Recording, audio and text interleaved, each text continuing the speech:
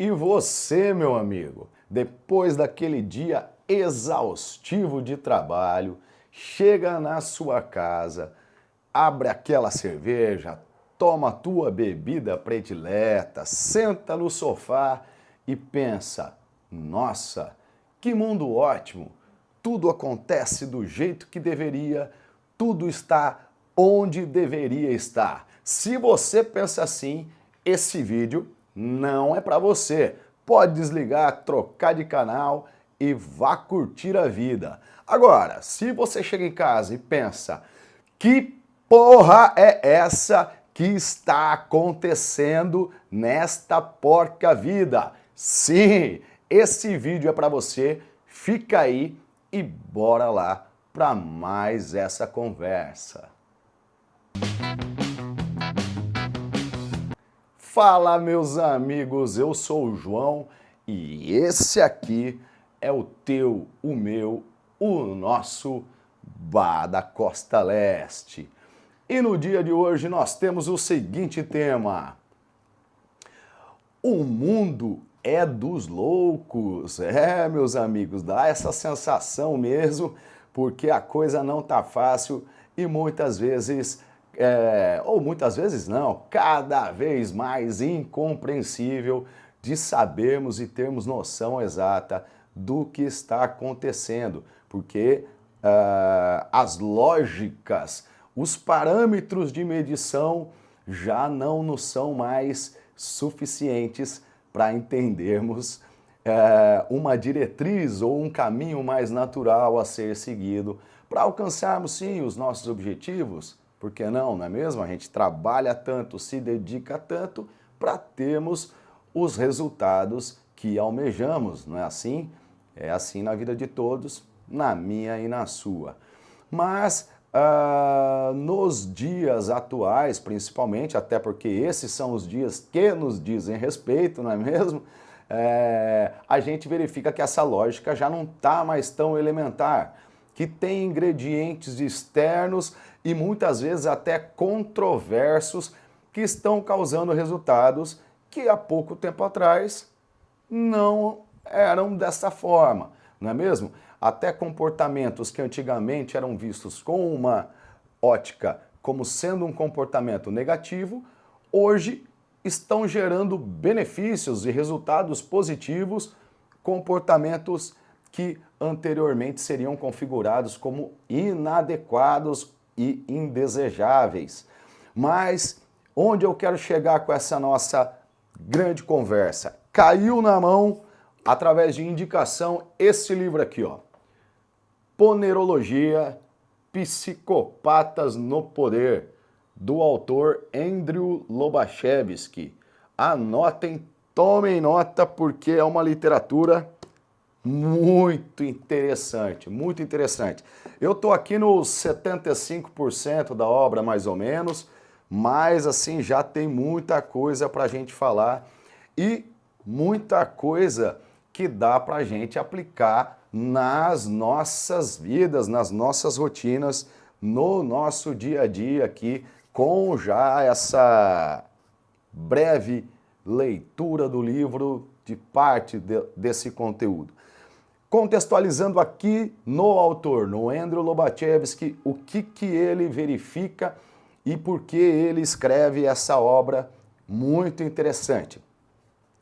Ele estava vivendo ali na década de 40, 50, é ali o momento que ele está descrevendo, 60, e na academia, entre os seus pares, entre os seus colegas, eles enfrentaram tanto um período ali, ele é um polonês, né? Então nós estamos lá na Polônia, nessas décadas de 50, 60, 70 também, e ele começa a observar, eles passaram pelo período nazista, passaram depois pelo período socialista, que o governo, né, os comandantes eram tanto inicialmente nazistas num primeiro momento e depois num segundo momento foram dominados pelos socialistas. O que ele observa? Ele observou uma mudança não só no caráter das instituições, das ordens governamentais, bem como também uma mudança muito plausível entre os seus pares e entre as pessoas ditas normais. E isso sim causou essa especial estranheza e ele e alguns dos seus colegas de estudo iniciaram essa obra. Detalhe dizer que com muita perseguição, com grande parte dos estudos perdidos, recolhidos pelas instituições governamentais, porque não era e não queriam que fosse diagnosticado isso cientificamente, aquele evento social que era, assim, o dominante naquela determinada época lá na Polônia do Lobachevsky.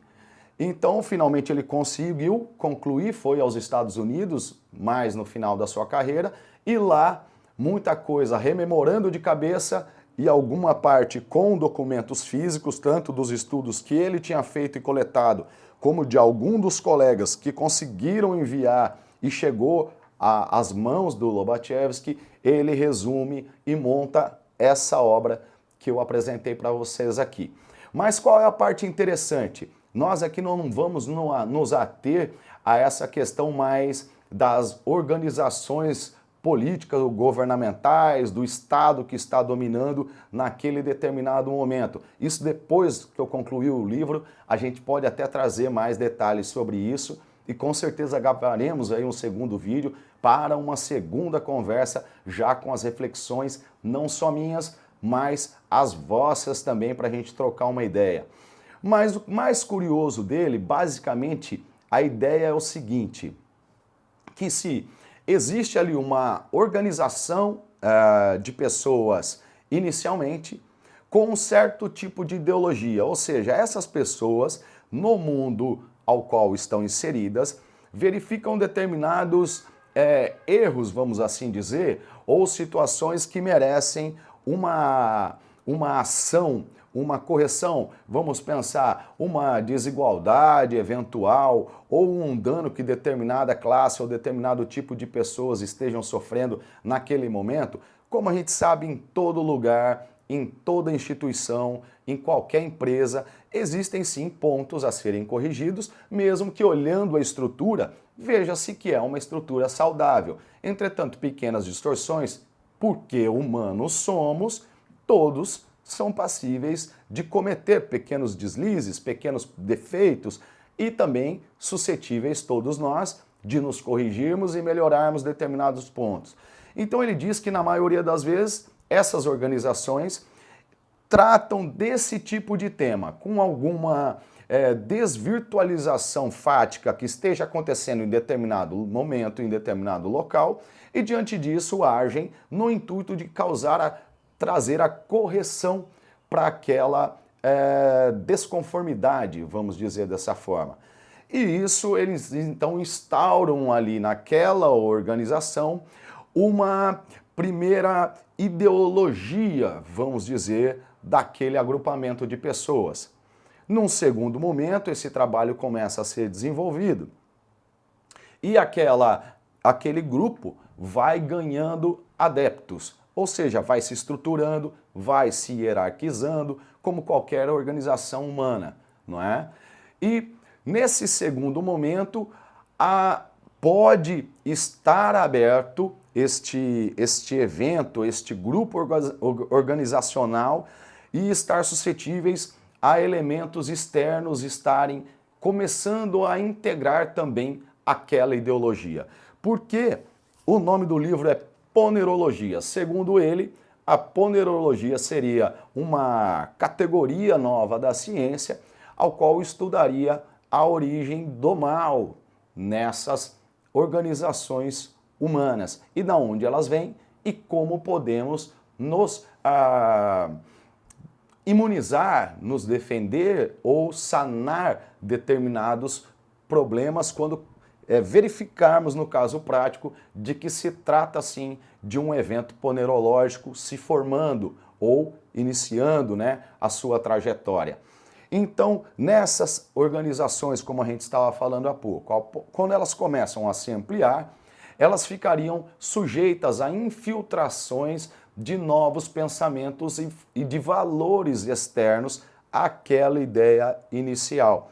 Como todos sabemos, toda empresa acontece isso. É diferente você ter uma empresa só tua, uma pessoa só, de quando você adquire um sócio, de quando você consegue montar uma equipe de colaboradores. E por que eu estou fazendo esse paralelo? Porque aí justamente eu acho interessante.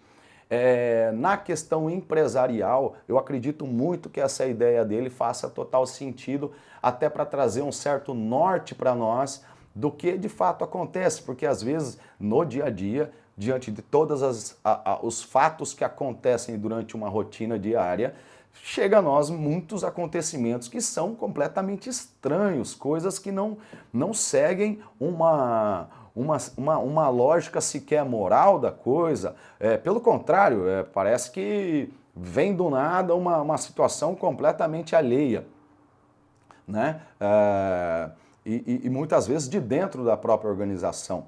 Então o que ele vai tratando? Quando essa expansão daquele grupo e aquela ideologia inicial começam a ser ampliadas e infiltradas de novos agentes, aquilo vai tomando um ponto e um corpo onde a estrutura daquela organização passa a importar mais do que a própria ideologia inicial. E então começa ali esse processo ponerológico da instituição fictícia que estamos criando agora. E diante desse panorama, onde a instituição já ganha um valor superior àquela ideologia, ou seja, àquela ideia de corrigir aquele defeito previamente constatado, passa já a atuar num segundo plano, porque já se trata naquela corporação de uma briga muito mais pelo poder interno ou o poder pelos outros do que propriamente para que aquele fim inicial seja alcançado. E ali, segundo ele vai relatando clinicamente, essa que é a grande graça do livro e o grande valor do livro, porque aí ele não vai se prender a aspectos morais, ele vai se ater a valores psicanalíticos da coisa, clínicos, científicos. Segundo ele, as pessoas que têm algum tipo de patologia psicologicamente falando, ou em virtude biológica, hereditária, ou em virtude de algum trauma, ou em virtude até da aproximação com pessoas deste mesmo tipo e a simpatização com esse tipo de ambiente, a pessoa passa a abdicar daqueles valores e percepções iniciais e toma a adotar os novos valores e percepções daquele determinado grupo, mesmo que ela esteja vendo que determinada coisa não seria tão interessante ou não seria valorativamente agradável de ser feita, ela passa mesmo assim a agir, a realizar aquela conduta para agradar e para obter sucesso naquela corporação que ela está integrada. E aí a gente começa a se identificar bastante já. A gente começa a trazer muitos dos aspectos do nosso dia a dia e dos casos de pessoas que conhecemos e convivemos e começamos já a falar, opa, isso aqui me parece algo que eu já vi, é um déjà vu, né?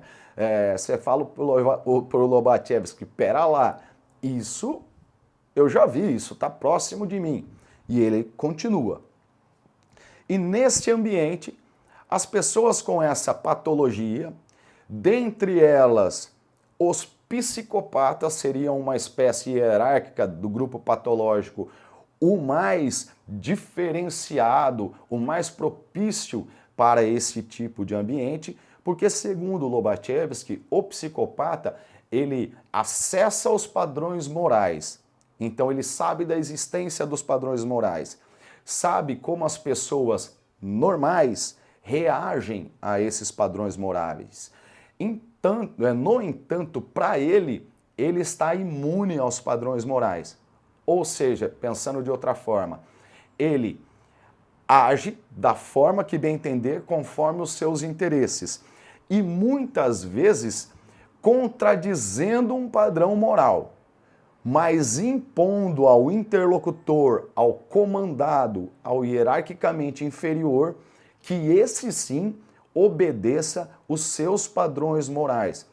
Porque essa situação de psicose deixa esse agente psicopata num desnível, num nível superior, numa vantagem de que ele não sente culpa por estar agindo de forma equivocada. Pelo contrário, ele age espontaneamente, não seguindo a regra, vamos dizer, porque ele sabe que o interlocutor dele, o comandado hierárquico, ou às vezes aquele mesmo par dele ali, vai ter que agir, porque ele é uma pessoa normal, ele vai agir nos padrões morais.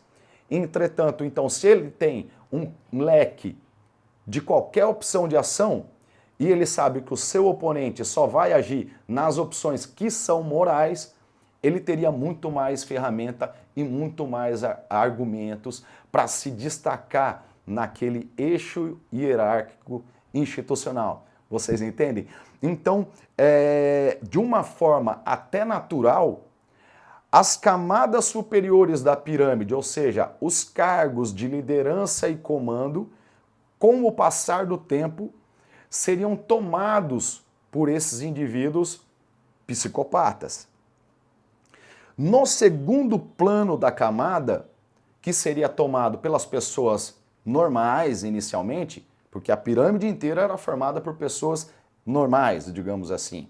Com o passar do tempo, essa instituição vai se destacando internamente, como ela perdeu aquele valor inicial através da causa que ela foi criada e institucionalmente ela começa a ganhar um valor maior do que a causa, a vontade de pertencimento ou de destaque, seja por fator econômico, seja por fator de poder, e aí a gente sabe que existem N fatores que atraem N tipo de pessoas diferentes, não é mesmo?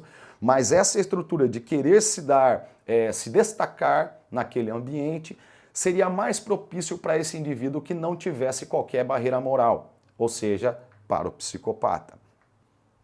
E aquela segunda camada, que inicialmente seria os primeiros, os perdedores ali para aquele primeiro psicopata, vamos dizer, como eles teriam que obedecer diariamente, dioturnamente, os comandos, muitas vezes fora daqueles padrões de normalidade que uma pessoa está submetida na vida prática, muitas vezes com ordens contraditórias, muitas vezes com ordens abusivamente até fora de um eixo moral. Essas pessoas passariam a exercer sobre si aquele aspecto que a gente comentou. Elas deixariam de ver a caneta só porque o chefe disse que isso aqui era um livro, vamos supor assim. Então elas fingem que estão vendo o livro, porque se elas disserem que essa caneta é um livro, ela vai ser promovida, ela vai ser galgada ao cargo que ela sempre quis, ou ela vai obter uma remuneração superior, ou ela vai obter simplesmente um elogio do chefe. E a gente sabe que como humanos a gente está suscetível a muitas dessas carências e às vezes é isso justamente que a gente precisa trabalhar na gente, né, para estarmos mais imunes a isso. Então, com o passar do tempo, avançando um pouquinho mais no livro, essa ordem que vai sendo tomada por uma hierarquia, a base superior da pirâmide, de completos psicopatas, numa base intermediário alta, que são os primeiros comandados, os coordenadores, os gerentes e assim por diante, seriam comandados por histéricos, ou seja, pessoas normais que foram deformadas pelo convívio, pela sede, pela ganância, pela burrice, vamos dizer também, pode ser, mas que foram causando em si, quando você mente para si próprio, 1, 2, 3, você ainda tem consciência da mentira. Mas depois da milionésima vez, talvez você esteja já tão calejado que o toque já não te seja mais tão sensível, tão plausível. Então essas pessoas, os histéricos, passariam a acreditar muito mais no que dizem ou no que é dito do que no que eles verificam com os seus próprios olhos. Por quê? Porque eles almejam, acima da verdade, o reconhecimento hierárquico, financeiro, afetivo, qualquer coisa. Entende? O importante é, eles deixam de verificar a realidade, deixam de verificar a realidade dos fatos. Isso fica um fator mais subjetivo na cabeça desse indivíduo, mas o fator objetivo, ao qual primeiramente ele tem que observar, é missão dada, é missão cumprida. Agradar o superior é mais importante do que o que eu penso realmente e do que eu realmente acredito. Então isso transforma esse indivíduo, no médio prazo, num histérico. E aí a camada dos normais, que são as pessoas assim que veem que algo está muito errado naquela organização, esses seriam esmagados simplesmente porque não têm poder sobre aqueles superiores. Pelo contrário, eles são os comandados e aqueles superiores vão montando uma linha, uma cadeia de opressão e poder que cala os poucos dissidentes que vão ocorrendo, que vão se rebelando, vamos dizer dessa forma, naquela hierarquia. E isso é uma foto muito interessante. Ele não fala especificamente da classe empresarial, mas isso a gente consegue, eu tenho certeza, meu amigo, que você no teu dia a dia reconhece esses traços que nós estamos tratando aqui no seu ambiente cotidiano, na sua empresa, na sua relação interpessoal com outras pessoas através do relato dos seus próprios amigos. É o famoso assim, putz, o que está acontecendo? Por que é dessa forma? Poderia ser feito certo. E por que está sendo feito assim? Às vezes é porque é assim mesmo e é para te causar essa perplexidade, o intuito inicial daquela ordem ou daquela determinação que chega na sua mesa, chega no seu e-mail, chega no seu WhatsApp, não é mesmo? Então, um livro maravilhoso, vou deixar aqui para vocês, Ponerologia, Andrew Lobachevsky, que eu espero que tenha dado foco aí no livro, tá? Adquiram porque é bem interessante. E vou continuar a minha leitura e voltarei aqui para que a gente converse. Não esqueça, me conte o que você achou desse vídeo. Você reconheceu esses padrões também na tua vivência diária aí, na sua realidade, no seu dia a dia? Lembra de dar uma curtida no canal, ajuda a gente, engaja mais. Vocês sabem, vocês são experientes de YouTube e das mídias sociais. Se inscrevam no canal e bora lá. Até o próximo vídeo. Um abraço a todos e até mais.